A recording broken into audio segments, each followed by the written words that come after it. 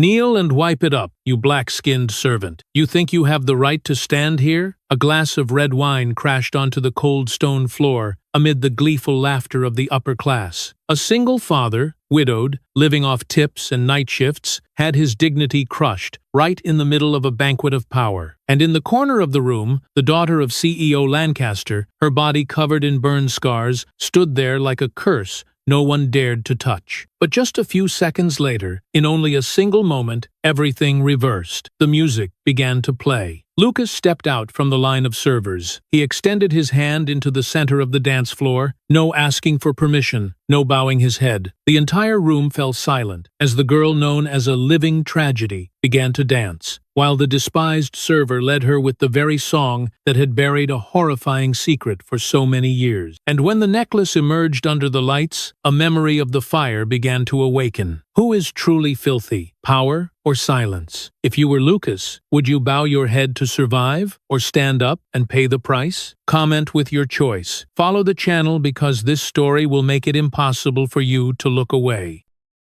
The banquet at the Lancaster estate was not created to honor people. It existed to display power, to allow those standing at the top of society to look down on the rest and make sure every order remained exactly where it belonged. The gold-plated chandeliers hanging high in the center of the grand hall cast down a cold light, reflecting off the polished stone floor and smug faces. Laughter spread through the room, thick and sharp, colliding with one another like metal scraping against metal. Lucas stood at the edge of the grand hall, among the ranks of servers trained to exist just enough. He moved lightly, placing glasses, collecting trays, bowing at the right moments, retreating the correct distance. In this space, he was not a whole human being, only a component of the system that kept the banquet running. A dark-skinned server, widowed, a single father, permitted to breathe because he was still useful. A middle-aged man, cheeks flushed with alcohol, blocked Lucas as he passed by. The man's gaze slid from Lucas's head to his feet, slow and unrestrained, as though inspecting an item purchased at the wrong price. "You've never seen places like this, have you?" The man sneered, his voice drawn out by liquor. "Don't worry, just looking is enough to scare you." A few people nearby laughed. No one objected. To them, it was merely a small amusement, a way to affirm their position in this room. Lucas paused for a brief beat, returned the gesture with a bow just polite enough, and prepared to move on. But before he could leave, another arm swung upward. The crystal glass in the hand of a nearby guest tipped, red wine spilling onto the floor and shattering loudly into multiple pieces. The sharp, decisive sound made several people turn to look. The guest who had dropped the glass shrugged, looking down at the floor as if it were an unfortunate accident. "Kneel," he said, calmly. "Wipe it up. I don't like dirty floors." The words were spoken loudly enough for those nearby to hear. A brief silence followed, then laughter broke out, scattered at first, but quickly merging into a wave. Lucas stood still for a moment. He looked at the shards of glass scattered across the floor, at the red wine spreading like a wound. Then he knelt. His knees touched the cold stone, a sharp chill spreading quickly. But he kept his back straight, picked up a cloth, and began to wipe. The laughter grew louder. Someone nudged a friend with an elbow, and another leaned forward to see more clearly. Under the glaring lights of the grand hall, the image of a man kneeling at their feet became a pleasant form of entertainment. Inside the inner pocket of his uniform, an old phone vibrated softly. Lucas recognized that familiar vibration immediately. He paused his hand for a moment, pulled out the phone, and glanced at the screen. "Dad, I'm done eating. I'm waiting for you to come home and read me a story." The message was short, without elaborate punctuation, but it was enough to make his chest tighten. Lucas took a deep breath, closed his eyes for a very brief moment, then slipped the phone back into his pocket. He bowed his head slightly lower and continued wiping the floor with steady movements. He was not doing this because of the laughter around him, nor because of the command that had just been spoken. He was doing it for the daughter waiting for him at home, for the fact that this shift paid well, because tonight he needed the money. Another man standing nearby curled his lip and raised his glass as if to toast the scene before him. "So even servants have families," he said, his voice mixed with curiosity and contempt. "Thought your kind only had night shifts." The remark drew a few more laughs. Lucas did not respond. He folded the cloth, gathered the broken pieces of glass into the tray, and stood once the floor was clean. not a single word of explanation. His silence made them more comfortable, as if he had willingly accepted the role they assigned to him. He stepped back to his previous position and continued his work, his heartbeat gradually settling again. The laughter behind him slowly faded, giving way to music and other conversations. In this room, everything always moved quickly, including other people's humiliation. Lucas carried another tray of glasses along the edge of the grand hall. There, in the less noticed spaces, he saw a young woman standing alone. She was not participating in any conversation, nor moving with the rhythm of the banquet. She stood as though she had been placed in the wrong setting. It was Evelyn Lancaster. She wore a perfectly tailored evening gown, but people's eyes did not linger on the refined cut or her slender posture. Burn scars were clearly visible on her wrist and extended up her arm, left uncovered. They existed starkly under the lights, like a reminder no one wanted to hear. A couple passed by, the man pulling his partner slightly aside when he noticed Evelyn, as if avoiding an invisible obstacle. Another group glanced at her and then turned away, resuming their unfinished conversation. No one approached, no one reached out. Evelyn kept her arms close to her body, her gaze resting somewhere in the room without truly seeing anyone. She was used to this, used to the space around her, used to the way people lowered their voices when mentioning her, used to being regarded as an unwanted part of the banquet. Lucas watched her from a distance, his hand tightening around the tray. In that moment, the laughter, the lights, the smell of alcohol, and the contempt blended, forming a picture he understood all too well. On one side were those permitted to hurt others without consequence. On the other were those who had to learn how to exist in silence. He took one more step forward, then stopped. His job did not allow him to look for too long, much less to think too much. But Evelyn's gaze suddenly lifted. In that very brief moment, amid the noisy grand hall, Lucas's eyes met hers. There was no greeting, no signaling gesture, just two people seeing each other in a space that was not meant for them. The red wine stain had dried on the floor, reflecting the chandelier light like old blood. Lucas stood still, tray in hand, his heart beating slow and heavy. Evelyn looked at him, her expression briefly frozen, as if she had brushed against something familiar but had not yet found a name for it. The grand hall continued to move around them, but between the two of them, a taut silence formed, so quiet it was suffocating. Evelyn Lancaster stood at the edge of the grand hall, where the light from the golden chandeliers fell a little more faintly, bright enough to be seen, but not enough to make her the center. She kept her arms close to her body, her fingers unconsciously gripping the hem of her dress, as if loosening her hold for even a moment would cause her to slip out of this space entirely. Around her, the gala continued on, conversations flowing into one another, laughter rising at steady intervals, but all of it passed by her and veered away, like water encountering a stone it did not wish to touch. The gazes of a few people lingered on her for a beat longer, then quickly withdrew,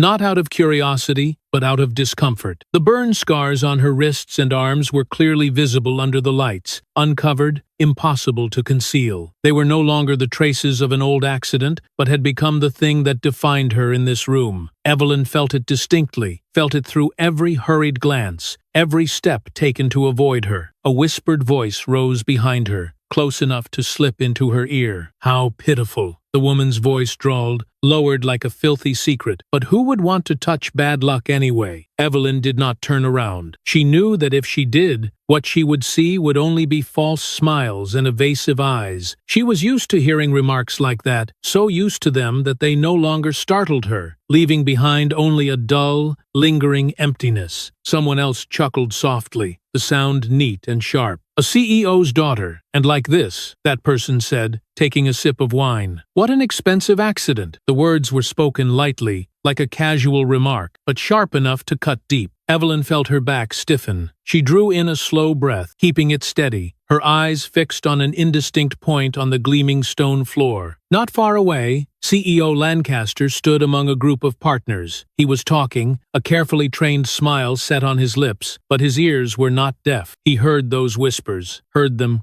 clearly. The hand holding his wine glass paused for a brief beat, almost imperceptible. He looked toward his daughter. His gaze passed over Evelyn, lingered on the scars, then lingered another beat on her closed, withdrawn posture. Something tightened in his chest, a familiar sensation of helplessness. Then he turned away, resumed the unfinished conversation, as if he had heard nothing at all, as if preserving the image of the party mattered more than protecting his daughter. Evelyn saw that moment. She did not need to look directly at her father to know that he had chosen to turn away. She felt it through the prolonged silence, through the absence of anyone stepping closer, through the space around her, growing wider by the second. She lowered her head. The motion came naturally, like a reflex, long practiced. She was accustomed to standing outside the circles, accustomed to not being chosen, not being invited, not being remembered. In the past, when she had still been a dancer, she had been used to eyes following her every step. Now, those eyes still existed, but they carried an entirely different meaning. A young couple passed by. The man noticed Evelyn first, his hand resting lightly on his partner's back as he guided her aside. "Don't stand too close," he said softly, but not softly enough for Evelyn not to hear. "It's bad luck." The young woman cast a quick glance toward Evelyn, a flicker of unease crossing her eyes, then let herself be pulled away. They merged into the crowd, leaving Evelyn standing alone, like a misplaced period in someone else's story. Evelyn looked down at her dance shoes. They were still carefully polished, the tips reflecting the lights above. Once, these shoes had been her lifeline. They had carried her onto the stage, turned with her to the music that held the entire hall breathless. She remembered the feel of the wooden floor beneath her feet, remembered the moment when body and music became one. Now, the shoes stood still on the cold stone, no one asking her to dance, no one wanting to see her step onto the floor. Evelyn swallowed.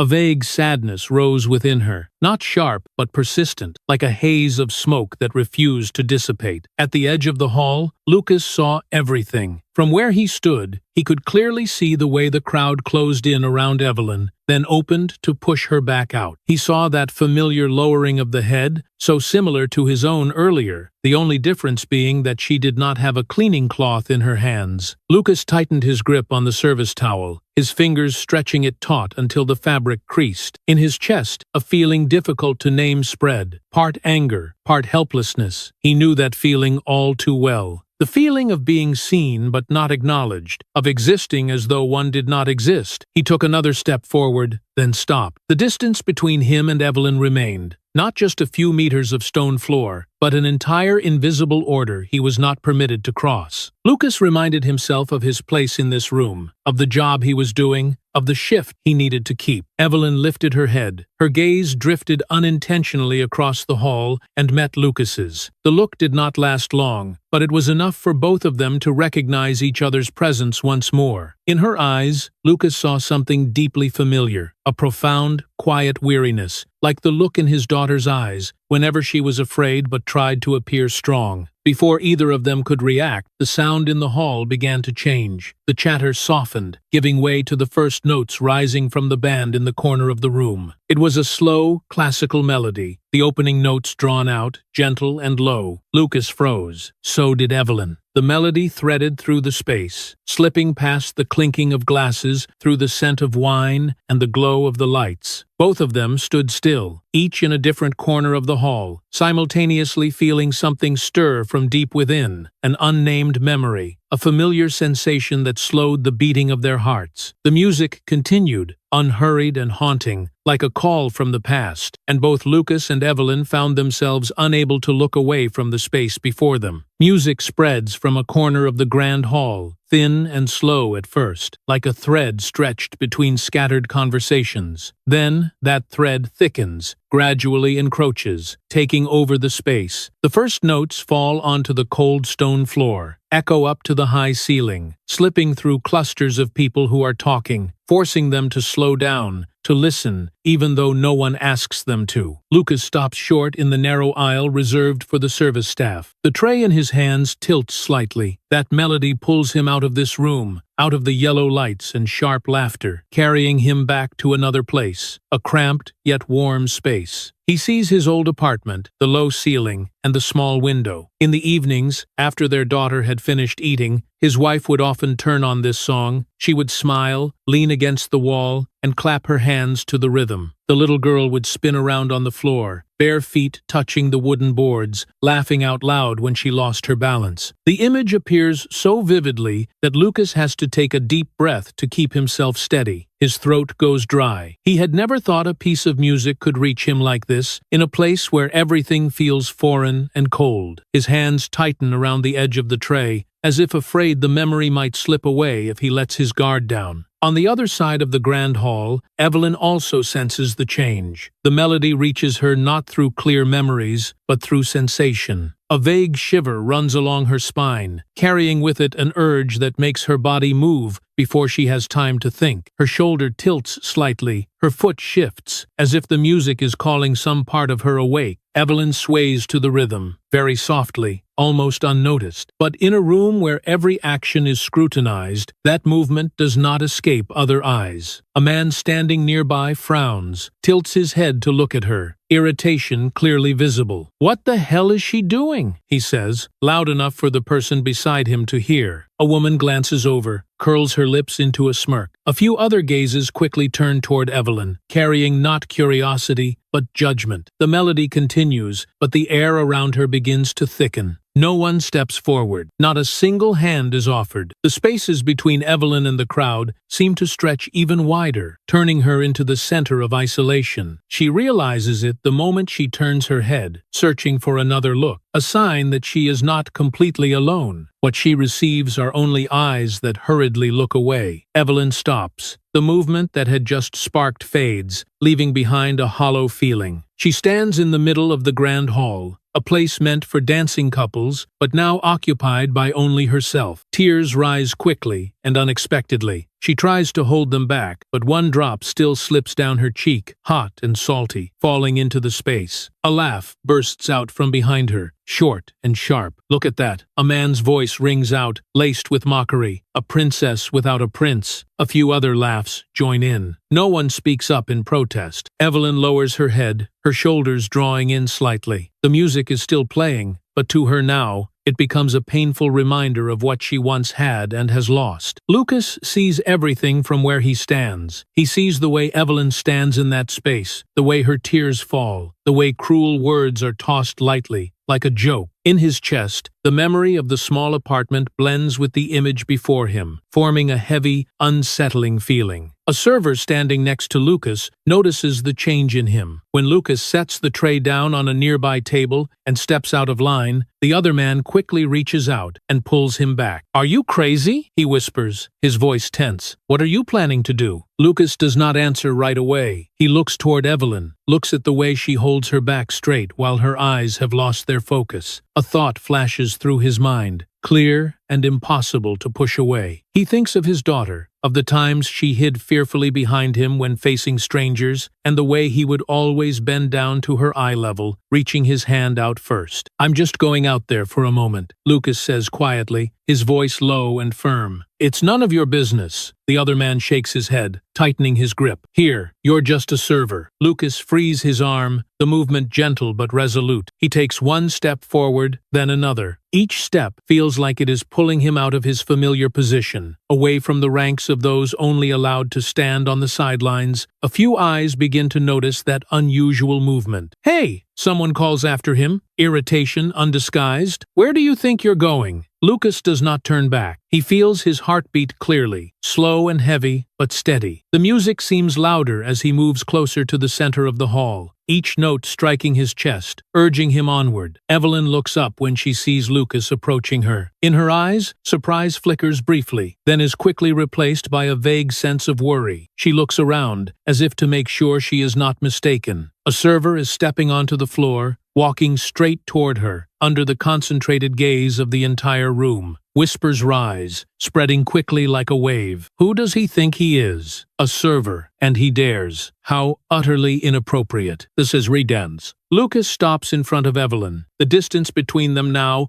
only a single step. The music continues, steady and slow, as if keeping time for this moment. He looked straight at her, his gaze carrying neither pity nor curiosity, only a solid presence, like the way he stands before his daughter. The entire grand hall gradually falls silent. Laughter and murmurs fade, giving way to a tense quiet. The band keeps playing, but every eye is fixed on the center of the dance floor, where a server and the CEO's daughter stand facing each other. Lucas takes a deep breath, then steps forward once more, officially setting foot onto the floor. The music rings out more clearly, no longer interrupted by conversation. In that moment, the room seems to hold its breath. What do you think will happen when someone deemed unworthy of stepping into the light challenges the order that has been taken for granted? Leave a comment and follow, so you do not miss the next part. Lucas stopped in front of Evelyn, close enough for her to see his face clearly, yet far enough that no one could say he had crossed a line. The music was still drifting slowly through the grand hall, but to many people, it had become an irritating background sound for a scene that should not have been happening. Eyes turned toward them, carrying curiosity, mockery, and open discomfort. Lucas extended his hand. His hand was open, palm facing upward, the gesture familiar and calm, just like the hundreds of times he had done so when his daughter hesitated before something that felt too big. "You don't have to hide," he said, his voice just loud enough to be heard, neither raised nor hurried. "The music is here." Evelyn looked down at that hand. She realized her own hand was trembling. The sensation was familiar, like the first time she stepped onto a stage when she was very young. Except this time, there were no stage lights to shield her, only the bare stares of the entire room. She shook her head ever so slightly. I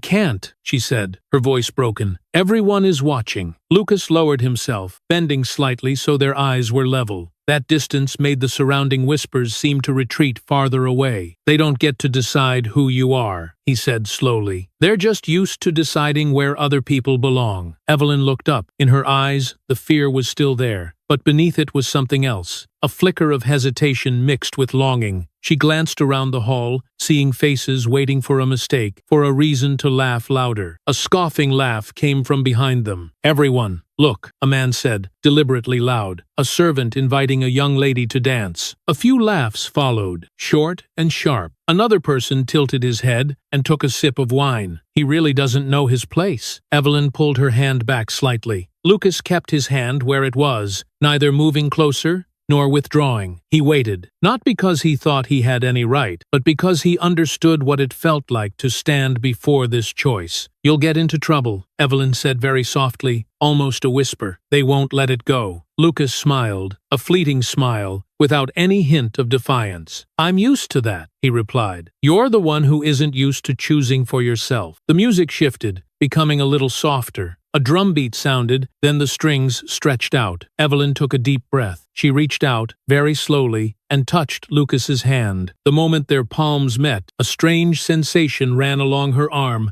like a small current, just enough to wake her fully. The murmuring in the hall grew louder, then ebbed again. Some people laughed, some frowned, but everyone watched. Lucas lifted his other hand into the air, keeping just enough distance, as if he were guiding a child learning to take her first steps. He tilted his head, signaling very gently. "Just listen to the music," he said. "Your body will know what to do." Evelyn stepped onto the floor. The first step was unsteady, her foot searching for balance on the cold stone. Lucas held the rhythm, guiding her along a small arc. The second step was steadier. Her shoulders gradually relaxed. Her heartbeat was still fast, but no longer chaotic. The music carried them, not through complicated movements, but through a slow rhythm, gentle enough for Evelyn to remember what her body had once known. She turned through a small circle, her dress shifting lightly with the momentum. In that moment, the grand hall disappeared from her sight. Her body remembered. It remembered how to place its weight, how to relax the wrist, how the music flowed through each joint. These memories did not surface as clear images, but they were there, guiding every step. "You're doing very well," Lucas murmured, when she hesitated on a beat. "Just keep going." A few whispers rose, this time carrying barely hidden surprise. "The girl, she's really dancing." Look at her. She's not as clumsy as I thought. INW. A woman raised a hand to her mouth, her gaze wavering between curiosity and confusion. Another man lowered his glass, saying nothing. From a distance, Chief Executive Officer Lancaster stood motionless. He had stopped talking, without realizing when. The glass was still in his hand, but he did not drink. His eyes were fixed on the center of the dance floor, where his daughter was turning to the music. He saw that familiar posture, the way she tilted her head, the faint smile that appeared and then vanished from her lips. An old memory stirred within him, of long practice sessions, of shoes tapping against wooden floors, of his daughter's confident voice saying that she wanted to dance for her entire life. His chest tightened. For the first time in many years, he saw Evelyn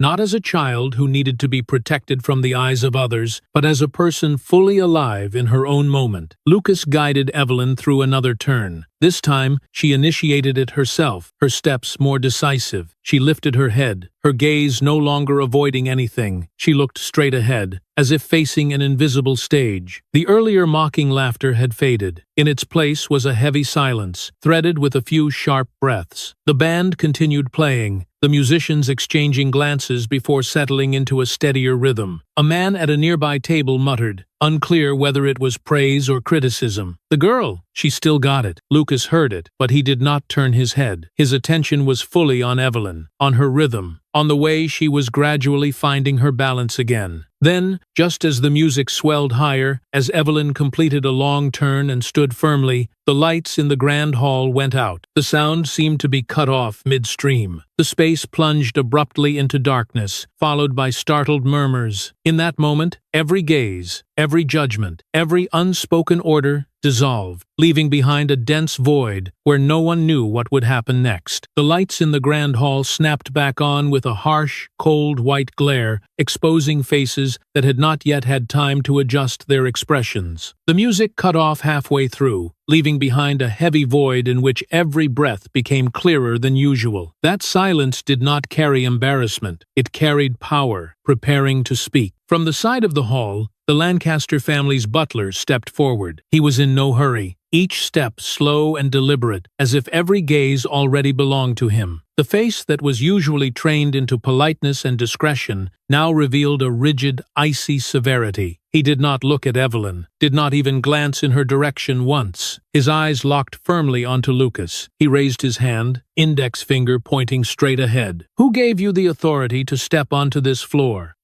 He said, his voice ringing evenly through the quiet space. A few people in the hall subtly shifted their posture, as if reminded that the familiar order was returning. The silence from moments before was quickly replaced by a distorted sense of reassurance, the kind that only appears when someone steps forward to assume the role of enforcer. The butler took another step forward, narrowing the distance between himself and Lucas. "You are staff," he growled. "Your place is in the kitchen, not here." Avet. His words were not raised, but each one was compressed and heavy, like an order that required no explanation. A few discreet nods appeared in the crowd. Someone exhaled in relief, as if someone had finally said what they had been thinking. Lucas remained still. His hand continued to hold Evelyn's. He could clearly feel the tension in her palm, feel the way her fingers tightened when she heard the butler's voice. He did not turn to look at the man immediately. His gaze stayed fixed on the space ahead, where the music had just been cut off. "I'm just dancing," Lucas said, his voice low, not loud, but unmistakably clear. A small murmur rippled through the room. That answer was not part of the script many had expected. The butler faltered for a brief beat, then the corner of his mouth curled into a cold smile. "No," he replied. "You are forgetting your position." The sentence was delivered with the certainty of someone accustomed to giving orders. The butler cast a glance around at the surrounding guests, as if to remind them that he was fulfilling his role, protecting the order of this room. Lucas turned his head. This time, he looked directly at the butler. His gaze was calm, without provocation, and without avoidance. He drew in a slow breath, then spoke. "Position is something you assign, so it's easier to step on people." The words dropped into the hall like a heavy object. The air froze. The murmurs that had just begun were instantly extinguished. A few people opened their mouths, then closed them again.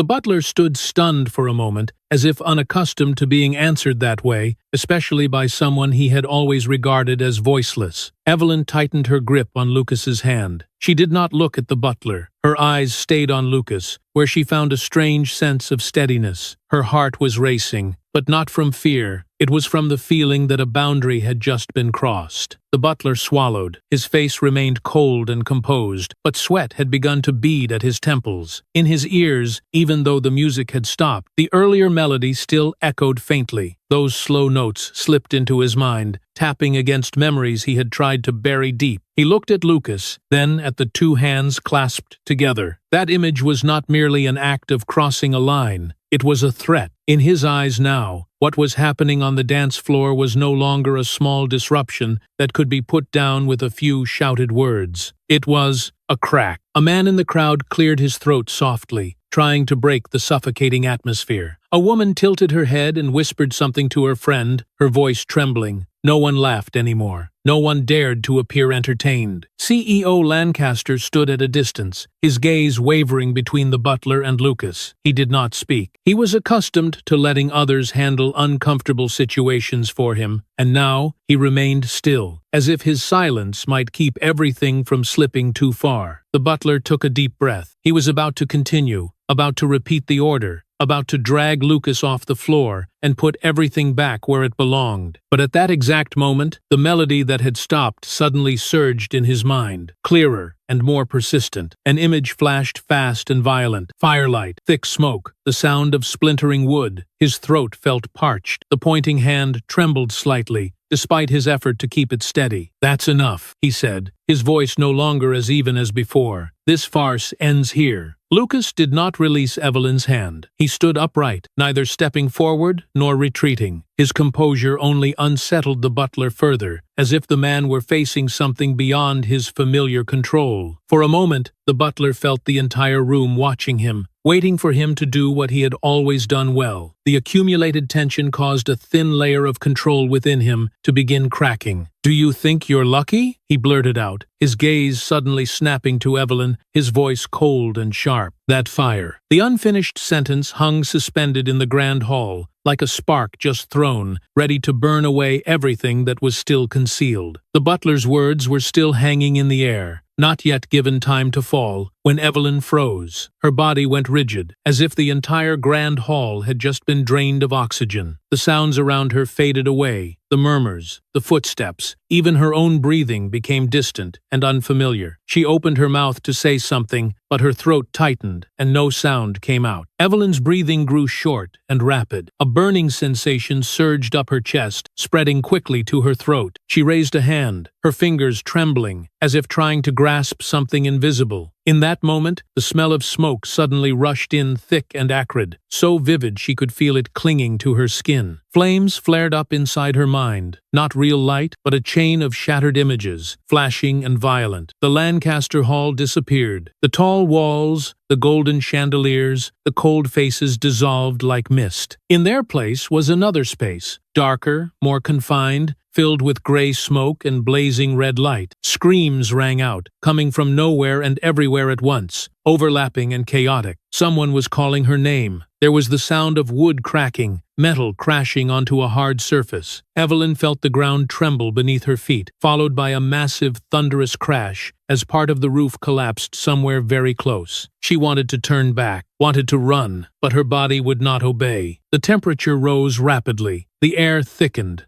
suffocating. Evelyn coughed violently, her lungs feeling as though they were being crushed. In that panic, she felt herself collapse to the ground, her hand touching the searing hot floor. Tears streamed down her face, not from pain, but from raw, primal fear, a fear that had never been named, yet had slept inside her for many years. Amid the sea of fire, a figure appeared. At first, it was only a faint shape, then it grew clearer as it rushed closer. A man charged forward without hesitation, without pause. He bent down, wrapped his arms tightly around her, pulling her against his chest. His arms were solid, trembling slightly from the heat, yet the embrace was strangely steady. "Look at me!" his voice rang out, hoarse and urgent, but firm. "Close your eyes." Evelyn could not see his face clearly. Thick smoke obscured everything. She could only feel his heartbeat, strong, and fast pounding against her ear. He pulled her to her feet, one arm holding her tight, the other shielding the way ahead, guiding her through falling debris. They ran. Each step felt endless. Flames roared behind them, and the crackling of burning wood echoed in her ears. Evelyn felt her legs about to give out, but the man did not let go. He dragged her forward, one step at a time, until another light appeared ahead. They made it outside. Cool air rushed in, causing Evelyn to cough uncontrollably. The man set her down on the ground and turned to look at her one last time. In that brief moment, framed by smoke and fire behind him, Evelyn saw his face blur, his features indistinct, except for his eyes, which were bright and focused. "Stay here," he said quickly. "Do not go back." Then he stood up. No explanation, not a second of hesitation. He turned and walked back into the sea of fire, his figure quickly swallowed by smoke and red light. Evelyn reached out instinctively, wanting to call out, wanting to stop him, but no sound came from her throat. The image shattered into fragments, pulling Evelyn back into reality. The Lancaster Hall reappeared before her, but everything was distorted. Harsh white lights shone straight down, the faces around her blurred, as if seen through a thick layer of water. She felt her hand slip out of the hand that was holding hers. "Fire," Evelyn whispered. Her voice was weak and hoarse, as if she had just come through a long fever. "Fire." Lucas felt Evelyn's hand slide out of his. He turned just in time to see her body sway. Her eyes lost focus, her pupils dilating. He reached out and caught her as her knees buckled. "Evelyn," he called, his voice low but urgent. "Look at me." She did not respond. Her weight collapsed into him. Lucas held her tightly, dropping to his knees with her, one hand supporting her shoulder, the other cradling her head, trying to keep it from striking the cold stone floor. The hall sank into silent chaos. There was no laughter, no whispers. Several people stepped back, their faces pale. A woman raised a hand to cover her mouth. CEO Lancaster stood frozen, his gaze locked onto his daughter, as if he had just witnessed something beyond his ability to control. The butler stood not far away. He was motionless, his lips pressed tight. His face was deathly pale, beads of sweat forming on his forehead. The words he had spoken moments earlier now felt like a knife turned back on itself, stabbing straight into him. He looked at Evelyn, then at Lucas holding her, his eyes shaking violently. Lucas bent down, calling Evelyn's name once more. She did not wake. Her breathing was shallow and fast. He could feel her heartbeat through his arm, chaotic, but still there. He stayed in that position, as if letting go for even a moment would cause her to drift away. "Call a doctor," someone said, their voice breaking. "Hurry." A few people began to move, but the atmosphere remained heavy. The banquet of power from moments before had collapsed in an instant, leaving behind a void filled with fear and confusion. Lucas lowered his head, adjusting his position so Evelyn could breathe more easily. As he did, the collar of his suit jacket shifted slightly. A thin chain slipped free, glinting under the lights. The small pendant he always wore close to his chest, something he rarely let anyone see, was now clearly visible. Lucas froze for a very brief beat. He realized it had been exposed, but what held him still was not the gaze of those around him. It was something else, unexpected and deeper. At the sight of the pendant, a fleeting image crossed his mind, unclear but strong enough to make his heart pound harder. Smoke, flames, a trembling child in his arms, a night he had never told anyone about, a memory he had tried to lock away, along with his own pain. Lucas took a deep breath, his hand tightening around Evelyn. His eyes darkened, as if he had just brushed against something that did not belong to this night and did not belong to this room. An old memory, long buried inside him, began to awaken. Who do you think the man in the fire was? And why was the butler so terrified? Follow and leave a comment. The next part will reveal the truth. The morning after the banquet arrived slowly and heavily, as if the city itself were still carrying the aftertaste of a moment that had slipped beyond familiar boundaries. The video of the dance spread at a speed no one could stop. From anonymous personal accounts to entertainment news pages, images of Evelyn spinning in the center of the grand hall and Lucas's hand holding hers appeared everywhere. The frame shook slightly, white lights glaring, the entire room falling silent for a few rare seconds. It was that very silence that made the video unforgettable. Viewers lingered on Evelyn's eyes, On the way she lifted her head, as if she had just found an anchor. On Lucas's hand, placed at exactly the right distance, neither possessive nor overpowering. The comment section quickly filled up. Questions appeared, hesitant at first, then increasingly direct. Who is the man who dared to stand beside her? The question was repeated over and over, like a relentless knock. Some people guessed, some argued, some praised, and others mocked. But regardless of tone, they all circled the same point. A server had stepped onto the dance floor, and that fact could not be erased. In the familiar office behind the grand hall, the butler sat in front of a large screen. The blue light from the video reflected on his face, revealing wrinkles deeper than usual. He watched the short clip again and again, pausing at the moment Lucas extended his hand. At the instant Evelyn's hand touched his. His breathing slowed, then quickened again. He reached out and turned off the screen. The room sank into darkness, leaving only the dim light from the hallway outside. His hand trembled slightly as he set it down on the desk. "No," he said to himself, his voice hoarse. "Not yet." The words echoed in the space, like reassurance he did not truly believe. He stood up and walked to the window, pulling the curtain aside just a little. Outside, the estate grounds were suspiciously quiet. Last night had passed, but its aftershock still clung tightly to him, refusing to let go. Elsewhere in the mansion, CEO Lancaster sat alone in the living room. In front of him was a tablet. The video paused at the moment Evelyn turned, her hair lifting slightly with the motion. He stared for a long time without blinking. A very faint smile appeared on his lips, then quickly faded. "The girl," he murmured, his voice low and broken. She smiled. The words tightened his chest. He set the tablet down and rubbed his forehead. The image of his daughter lying motionless in the hall the night before was still painfully vivid. He thought about how he had stood still, how he had let others speak for him, act for him. That video, brief as it was, showed him something he had failed to see for many years. In her private room, Evelyn sat on the bed, a thin blanket draped across her thighs. Morning light slipped through the curtains, illuminating the phone screen in her hand. She watched the video again, then once more. Each time,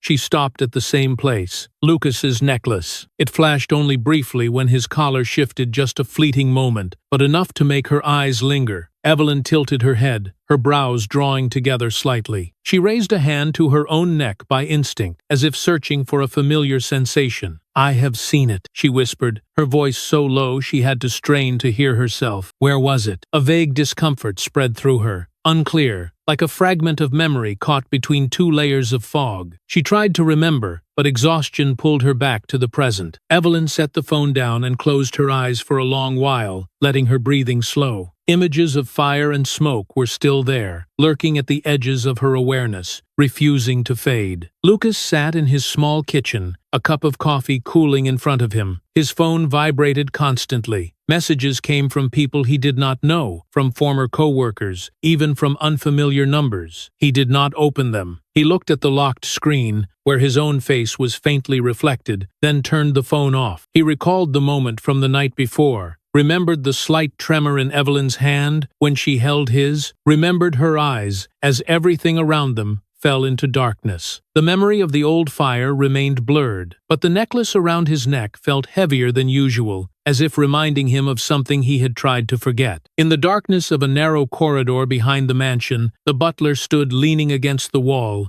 his phone pressed close to his ear. Weak light cast over his face, revealing tightly restrained tension. "Yes," he said, his voice low and even, but cold. "I need you to prepare the system at the old theater again." He listened to the voice on the other end, his eyes narrowing. A second of silence passed. "There is no need for anything showy," he continued. "Just make sure everything operates according to proper procedure. I want it to look like a technical malfunction." His hand tightened around the phone. In his mind, the video surfaced again. Evelyn's eyes, Lucas's hand. He swallowed hard. "This time," he added, lowering his voice further, "there must be no mistakes. The The call ended. The butler remained still for a long moment, as if weighing every step ahead. He lowered his hand and clenched it into a fist. His nails dug into his skin, leaving faint red marks. The security camera in the corridor continued to operate, recording that moment. His hand trembled, then tightened further, as if the slightest release would let everything spiral out of control. In the darkness, his breathing grew rapid, and somewhere deep within, an old fear was beginning to awaken. The large doors of the old theater opened with a low, drawn-out creak, the sound echoing through the space like an unfriendly greeting. Inside, the scent of aged wood mixed with cold metal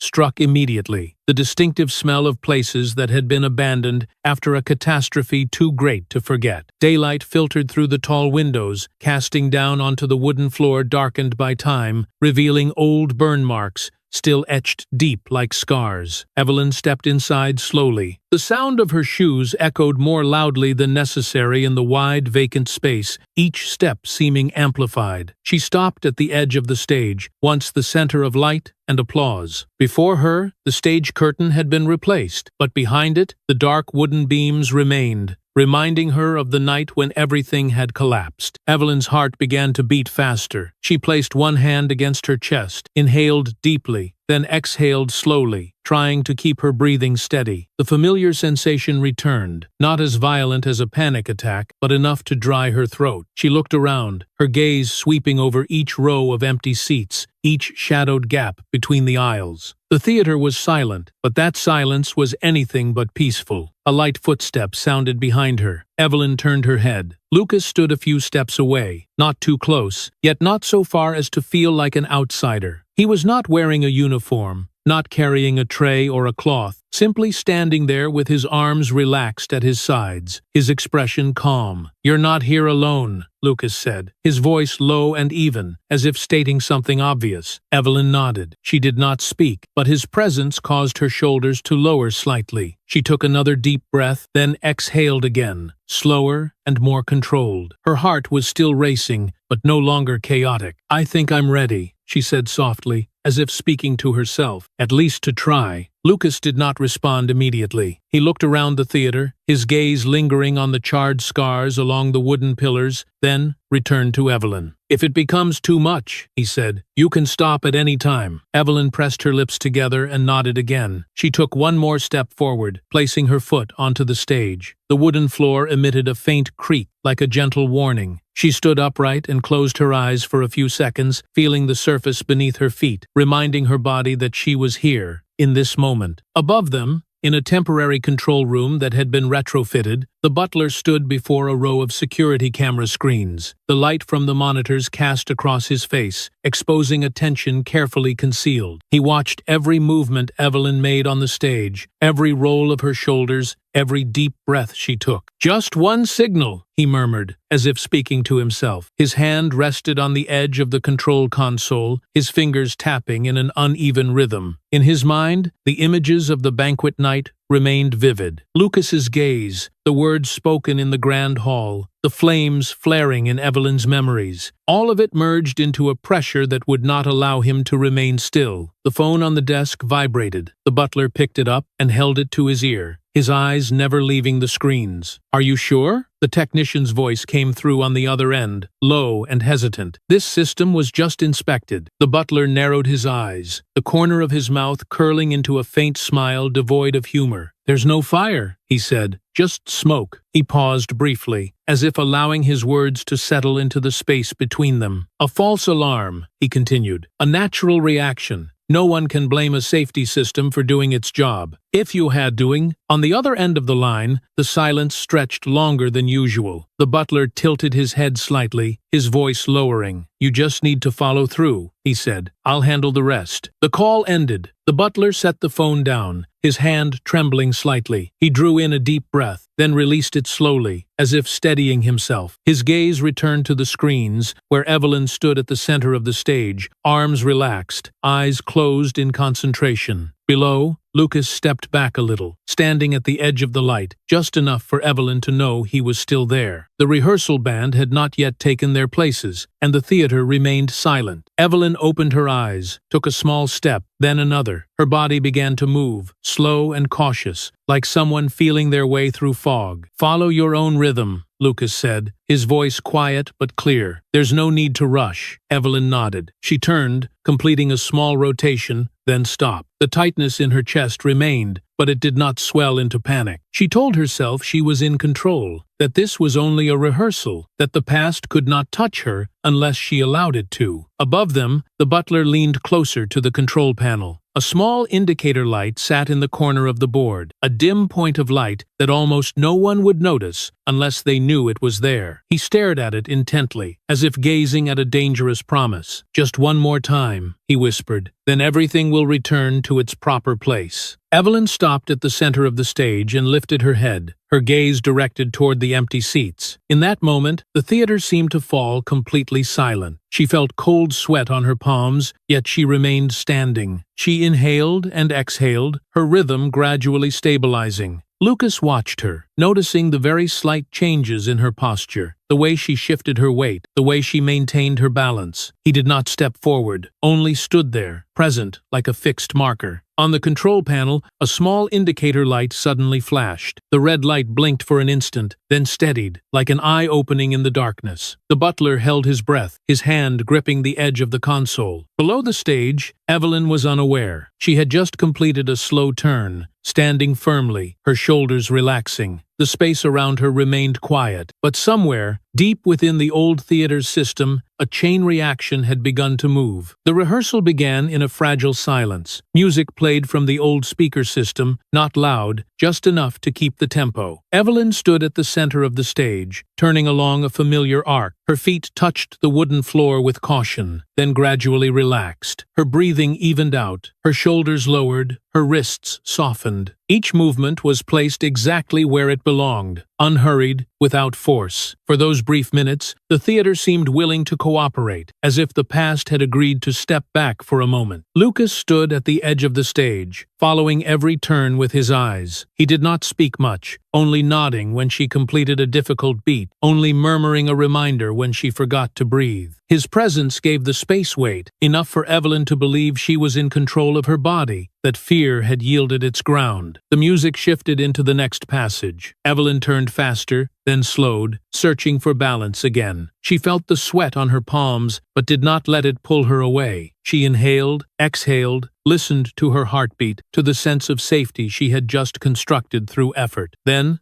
the smoke alarm rang. The shrill sound sliced through the melody, sudden and sharp as a blade. Evelyn flinched, her entire body locking up. The music cut off abruptly. In an instant, the theater shifted from calm to chaos with a single signal. The emergency exits slammed shut. The sound of metal striking the frame echoed through the space. Water sprayed from the ceiling, and the pipes along the walls, thick and icy, quickly blanketing the stage. The indicator lights flashed, red, then green, in a frantic rhythm. Evelyn stood frozen in the mist. She turned her head to look for Lucas, but his image was severed by the dense spray. Her throat tightened. "No, no," she whispered, her voice breaking, not loud enough to rise above the alarm. The damp, metallic smell and cold vapor rushed into her nose, but in her mind, the choking stench of smoke had returned. Her body reacted before her reason could speak. Her hands trembled, her shoulders drew in, her breathing became short and rapid. Above, in the control room, the butler stared intently at the screen. The security camera footage trembled slightly, steam blurring the corners of the frame. He gripped the arm of the chair, lips pressed tight, his voice shaking while his eyes gleamed with a pleasure difficult to conceal. "This time," he murmured, as if to himself, "no one is going to save you." He followed every movement Evelyn made. Every time she turned her head, searching for an exit. The indicators on the control panel blinked exactly as planned. He inhaled deeply, the sensation of control returning, familiar and dangerous. Below on the stage, Lucas reacted the moment the alarm sounded. He ran toward the nearest emergency exit and yanked hard on the handle. The door did not budge. He tried another door, with the same result. The water sprayed harder, making the floor slick. "Open it!" Lucas shouted, pounding his hand against the metal door. "There's someone inside!" His voice echoed, but there was no response. He turned back toward the stage, straining to see through the mist to find Evelyn. Her figure appeared faint, unsteady. "Evelyn!" he called, urgent but steady. "Look at me. Stay where you are." She heard him, but the sound reached her as if through a thick layer of water. The image of the old theater in her memory overlapped with what lay before her. Flames flared at the edge of her consciousness, the sound of wood cracking, voices calling out in panic. She stepped back once, then another step, until her heel caught the edge of the stage. Evelyn collapsed. She wrapped both arms tightly around her head, trying to block out the images flooding in. Her breathing spiraled out of control, her heart pounding painfully. The icy spray clung to her hair and clothes, but inside her mind, the temperature rose, suffocating and violent. Lucas abandoned the door and ran toward her. He slipped once on the wet floor, barely regaining his balance. He dropped to his knees in front of Evelyn, placing his hands on her shoulders, keeping enough distance so she would not startle. "Here," he said quickly, clearly. "I'm here." She did not lift her head. The memories surged back, no longer fragmented. The image of the roof collapsing, the roar of fire, arms tightening around her, pulling her from a sea of smoke. A low, urgent voice telling her to close her eyes. The coolness upon reaching the outside, then a back turning away. "Stop," Lucas said, his voice low, steady. "Look at me. Breathe with me." He held his hand out in front of her, palm open, as he had done before. Evelyn trembled, struggling to follow. She inhaled, faltered, then exhaled a little longer. Tears spilled out, hot and salty, mixing with the cold spray. Above, the butler leaned closer to the screen. He saw Lucas kneeling, saw the way he kept his distance, saw the open hand. A flicker of irritation passed through him, then was quickly smothered by confidence. He believed the memories were strong enough that fear would prevail. In the hallway outside the control room, a young woman stood frozen. She had just stepped out of the stairwell when she heard her father's voice coming through the half-closed door, through the phone on speaker. "There's no fire," his voice said, low and firm. "It's just smoke, a natural reaction." The young woman went rigid. The blood seemed to drain from her face. She recognized that voice, that breathing pattern, the way each word was emphasized. She raised a hand to her mouth, forcing herself to stay silent, eyes wide as the horrifying pieces began to fall into place. Inside the theater, the alarm continued to blare. The water continued to spray. Lucas held his position in front of Evelyn, reminding her to breathe, reminding her to open her eyes. She clung to that voice like a fragile lifeline. The memories surged, but this time, something was anchoring her. In the hallway, the young woman stepped back, leaning against the wall. The phone in her hand vibrated. Her father's name appeared on the screen. She stared at it, fingers trembling, heart racing. His voice still echoed in her head, cold and composed. She did not answer the call. She stood there, in the cold corridor, realizing that hell does not need fire to exist. It only needs someone who knows how to ignite another person's fear. If fear is exploited to kill a dream, then who is the true monster? Follow along and leave a comment. The truth is about to be revealed. The corridor behind the control room is cold and narrow, fluorescent lights casting a pale white glow onto the gray-tiled floor. The girl stands leaning against the wall, her heart pounding so fast that her ears ring. The control room door is left slightly ajar in front of her, just enough for sounds to leak out in fragments, just enough that she cannot pretend she hears nothing. She steps closer, pressing her ear to the crack in the door. Her palms are slick with sweat, her breathing held tight. From inside, the butler's voice comes through the phone, low and even, carrying the familiar coldness she has heard throughout her entire childhood. "It just needs to make her faint," he says, without hesitation. "Her career is as good as over." The sentence crashes straight into her head like a heavy object. She freezes, her lips parting, but no sound comes out. In that moment, every other noise disappears, leaving only that voice repeating, word by word, with brutal clarity. She staggers back a step, her back hitting the wall. "Dad, what have you done?" she whispers, her voice trembling to the point of nearly falling apart. Her knees weaken, but she forces herself to stay upright, clinging to the cold wall to keep her balance. Inside her mind, old fragments of memory suddenly surface, out of order, uninvited. She remembers that year, remembers the important competition at the theater,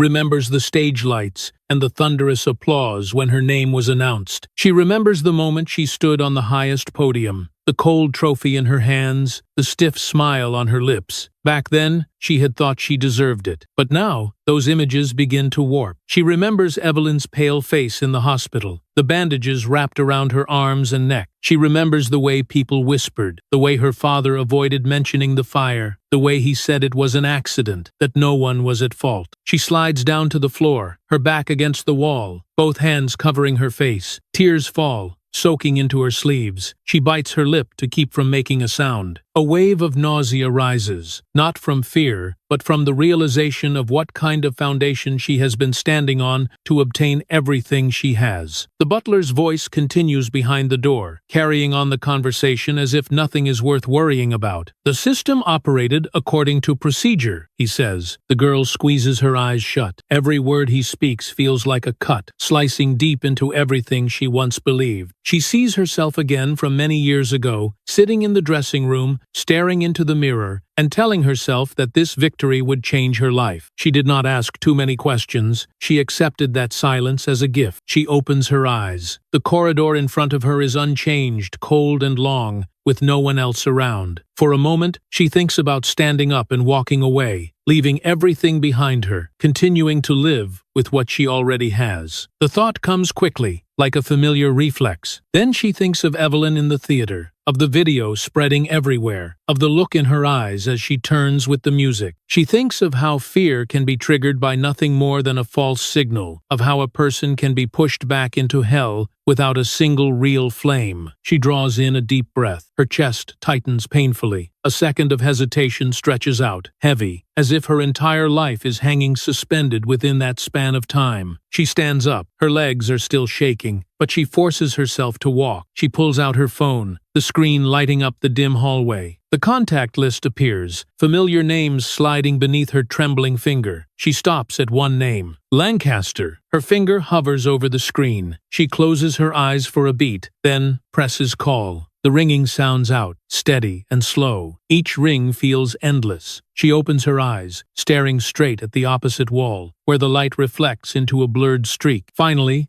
the call is answered. The voice of CEO Lancaster comes through on the other end, deep and weary. "Hello." The tree, her throat tightens. She has to swallow twice before she can speak. "Mr. Lancaster," she says, her voice breaking, unable to maintain her usual composure. I am the butler's daughter." There is a brief pause on the other end. She hears a soft breath. "What is it?" he asks, his tone more guarded. She grips the phone tightly. "You need to know the truth," she says, one word at a time, as if afraid that if she speaks any faster, she will not be able to keep herself standing. "About the fire that year, and about what is happening today." She stops to draw a breath. What comes next is harder, heavier, but it is no longer possible to turn back. "It was not an accident," she says, "and the person behind it?" On the other end of the line, the silence stretches on. There is no interruption, no immediate question, only a thick void, where what has just been said is searching for a place to settle. She closes her eyes, waiting for a reaction, waiting for anger or denial, but all she hears is a heavy breath. "Are you certain?" CEO Lancaster's voice comes through, lower, slower. "Yes," she answers immediately this time, without hesitation. "I heard him. I know the plan. I know how he did it." The hand holding the phone trembles, but she does not let go. She feels something inside her shatter, painful, yet strangely relieving. The silence she has carried for so many years is finally broken, and no matter what the consequences may be, she knows she cannot return to how things were before. On the other end of the line, CEO Lancaster says nothing more. That silence is no longer empty, but heavy, as if he is staring straight at a truth he has avoided for far too long. The girl lowers the phone, leans her back against the wall, and closes her eyes. Tears spill over again, but this time, she does not try to hold them back. In the cold corridor, she lets herself cry, knowing that from this moment on, none of them can pretend to sleep peacefully anymore. Steam still hung thick around the stage, wrapping the space like a cold, wet curtain. The smoke alarm rang steadily, no longer as shrill as at the beginning, but enough to keep the tension from dissipating. Evelyn had collapsed onto the wooden floor, sitting with both arms wrapped tightly around her knees. Her chest rose and fell violently, each hurried breath seeming to catch in her throat. She squeezed her eyes shut. Before her was no longer the old theater, no longer steam and flickering lights. A familiar darkness opened up, deep and scorching. Then, flames appeared, at first only a faint red streak, then spreading quickly, flaring into violent patches of light. The temperature surged, the air grew thick and heavy. Evelyn felt her throat burn, every inhale painful. Screams echoed toward her, overlapping and chaotic. Someone called her name. Someone else howled in agony. The floor trembled beneath her feet, a loud crack sounding above her head. She wanted to run, but her legs would not move. That sense of helplessness flooded in,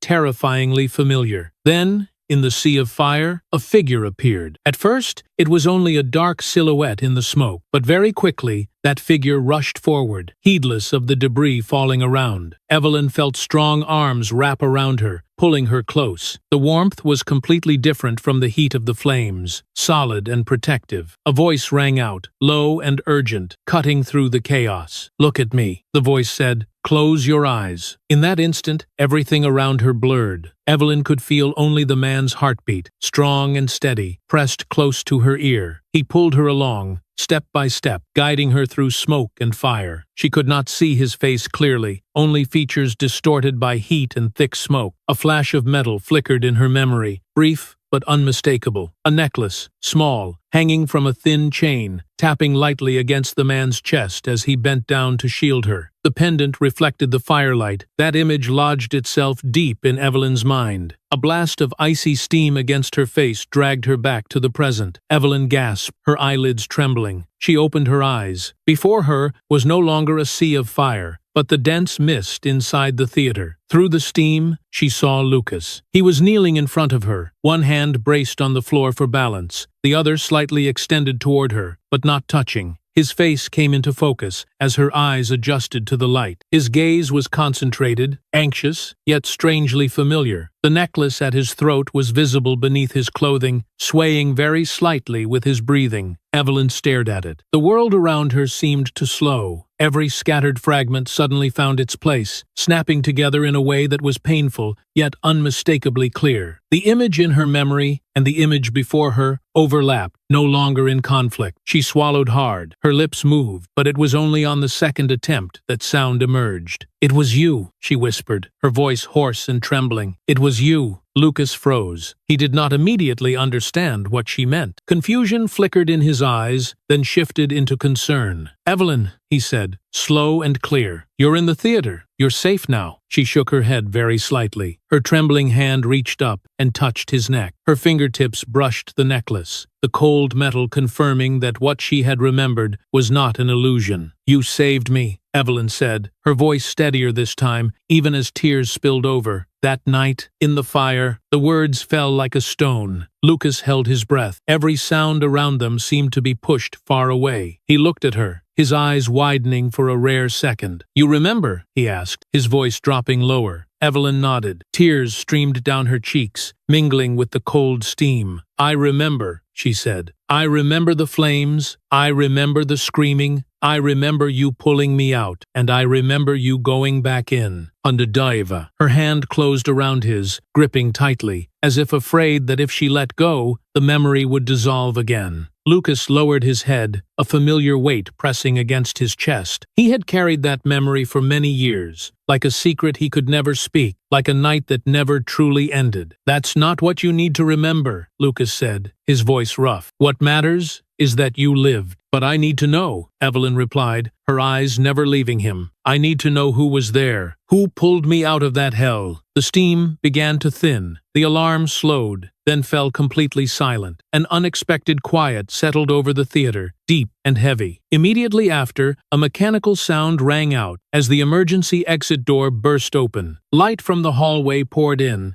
slicing through the mist and illuminating the two of them kneeling at the center of the stage. Lucas looked toward the door, then back at Evelyn. He gave her hand a gentle squeeze, a wordless reassurance. "We're going outside," he said. "You need air." Evelyn nodded, but she did not release his hand. She rose slowly, her legs still trembling, but steadier than before. The hallway light fell across her face, revealing tear tracks clearly. Yet in her eyes now there was no panic, only a painful clarity. Outside the theater, hurried footsteps echoed, drawing closer with each second. Voices were calling out, voices giving orders, shoes striking hard ground. A new chaos was approaching, different from the fear that had just passed, but no less dangerous. Evelyn turned toward the sound. Her hand was still gripping Lucas's. "This isn't over," she said, her voice low but clear. "Is it?" Lucas looked toward the hallway, where the light wavered with the shadows of people advancing. He nodded very slightly. "No," he answered, "but this time, you're not alone. In has Prout." The footsteps thundered just outside the theater doors, fast and urgent, like a wave about to crash inside. The old theater was lit by the harsh glow of corridor lights and police car beams streaming through the tall windows. The remaining haze slowly dissipated, revealing the bare stage where every story had begun, and where no one could hide any longer. Rapid footsteps echoed, then came to a halt as everyone recognized who was standing before them. CEO Lancaster entered first. He no longer carried the bearing of a gala host, nor the familiar mask of calm composure. His face was etched with exhaustion and fear, his eyes searching for his daughter among the crowd. When he saw Evelyn standing beside Lucas, her hand still tightly gripping his, he let out a long breath, so heavy it felt as though his entire body had just collapsed. The butler stood opposite them. His once immaculate attire could no longer conceal his inner turmoil. His gaze darted rapidly between CEO Lancaster, Evelyn,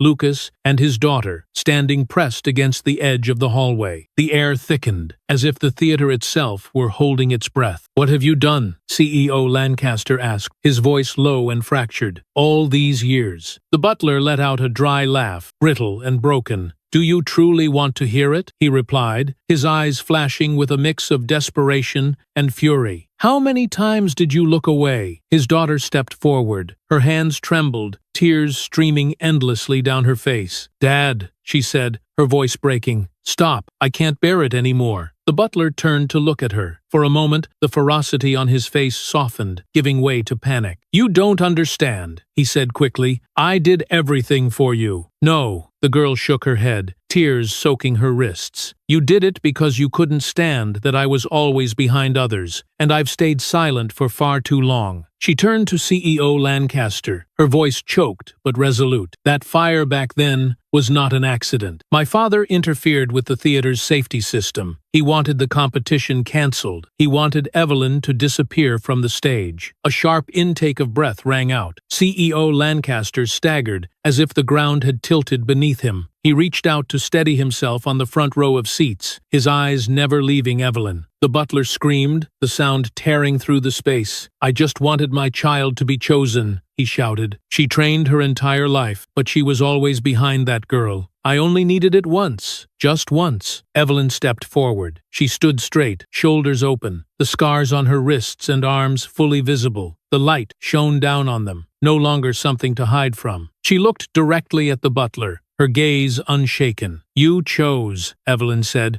her voice calm to the point of coldness, "by burning down someone else's life. You call that fairness?" The butler froze. His lips moved, but no words came out. In that moment, all his arrogance collapsed, revealing a naked human being gripped by the terror of exposure. Lucas stood still beside Evelyn. The necklace around his neck was fully visible under the lights. It was no longer an accidental detail, but living proof of a night that had changed everything. CEO Lancaster saw it. His gaze lingered for a long time, as if piecing together fragments of memory he had tried to forget. "You," CEO Lancaster said, his voice trembling, "you were the one who saved her." Lucas gave a very slight nod. "I only did what needed to be done," he replied. "Not because someone deserved it or not, just because, at that moment, there was a child who needed to be brought out." CEO Lancaster could no longer remain standing. He collapsed onto the seats, covering his face with both hands. A sob burst out, uncontrollable. "I let everything happen," he said through tears. "I looked away. I let my child live in fear. while the one who caused it stood right beside me. The butler's daughter broke down in sobs. She stepped backward, as if she no longer had the strength to stand. "I'm sorry," she said to Evelyn, her voice shattered. "I benefited from that silence." Sirens sounded outside, followed by the firm footsteps of police entering the theater. 2 officers approached the butler. He did not resist. As the handcuffs clicked shut, he looked around, his eyes empty, as if everything had finally ended in the way he had feared most. Evelyn watched him go. There was no satisfaction in her expression, only a deep, quiet sadness. She turned back toward the stage. The stage lights came on this time not for a performance, but for a full presence. She stepped up and stood at the center, where she had once fallen, once been taken from. In the front row, a little girl stood up, Lucas's daughter. She looked up at the stage, her eyes clear and curious. Evelyn smiled, a smile no longer held back. She extended her hand. The girl hesitated for a brief moment, then stepped forward and placed her hand in Evelyn's. The lights shone down on their clasped hands, a simple yet steadfast moment. The theater fell silent, not the silence of fear, but the silence of those witnessing something irreversible. The truth had stepped into the light, and there was nowhere left to hide. If you believe that the truth always finds its way out, follow and share this story.